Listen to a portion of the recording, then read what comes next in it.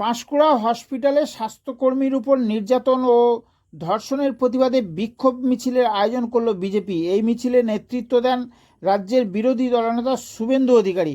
প্রসঙ্গত, গত 14ই September Panskura super speciality হসপিটালে এক অস্থায়ী মহিলা স্বাস্থ্যকর্মীকে ফেসিলিটি ম্যানেজার জাহির আব্বাস ধর্ষণ করে বলে সোমবার অভিযোগ দায়ের হয়। সেই অভিযোগের ভিত্তিতে জাহিরকে গ্রেপ্তার করে তমলুক আদালতে তোলা হয়।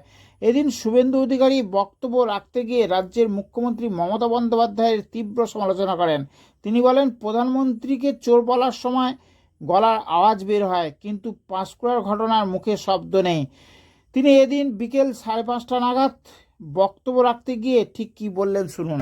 কত বড় অত্যাচারী আলাদা ঘর ছিল, যেখানে স্বাস্থ্যকর্মী, স্বাস্থ্য সেবিকা তাদেরকে উনি ধর্ষণ করতেন, শ্লীলতাহানি করতেন। এত বড় লজ্জা রাখার জায়গা নেই। আপনাদের চাপে প্রতিবাদে গ্রেফতার করেছে। এখনো ভয়ের পরিবেশ হসপিটাল জুড়ে, মুখ খুলতে পারছে না। আমরা আশা করি ভয় আমরা কাটাতে পারবো। গোটা বাংলা জুড়ে এই ঘটনা ঘটছে কেন? এর জন্য দায়ী মমতা ব্যানার্জি। পার্কস্ট্রিটের ঘটনাকে ছোট্ট ঘটনা বলেছিলেন কে?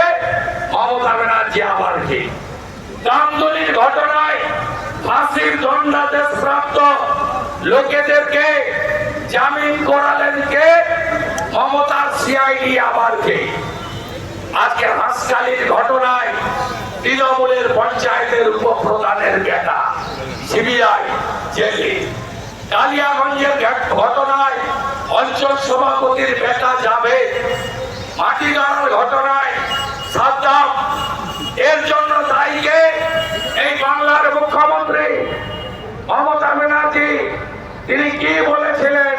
কাকদ্বীপের রেপের ঘটনায় ফুল রেপে 20,000, হাফ রেপে 10,000 উনি বলেছিলেন। মুখ্যমন্ত্রী বলেননি। আমি বিধানসভায় ওনার সামনে বলেছিলাম, শরীর থাকলে যেমন জ্বর জারি হয়, সর্দি হয়, কাশি হয়, তাই শরীর থাকলে একটু আধটু রেপ হয়। এই মুখ্যমন্ত্রীর অনুপ্রেরণায় জাহির আব্বাসরা এই ধরনের কাজ করে।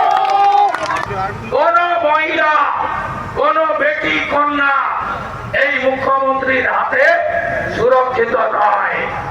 এই মুখ্যমন্ত্রী আরজি করের পরে বলেছিল, ওর বাবা মা চাইলে আমি 10 লাখ দিতে পারি। ওর বাবা মা ঘৃণার সঙ্গে প্রত্যাখ্যান করেছে। যে অনুব্রত মন্ডল আইসি বোলপুরে ফোন করে বলল, তোমার স্ত্রীকে আর মাকে রেপ করবো, 4 বার বলেছে, 5 বার বলেছে।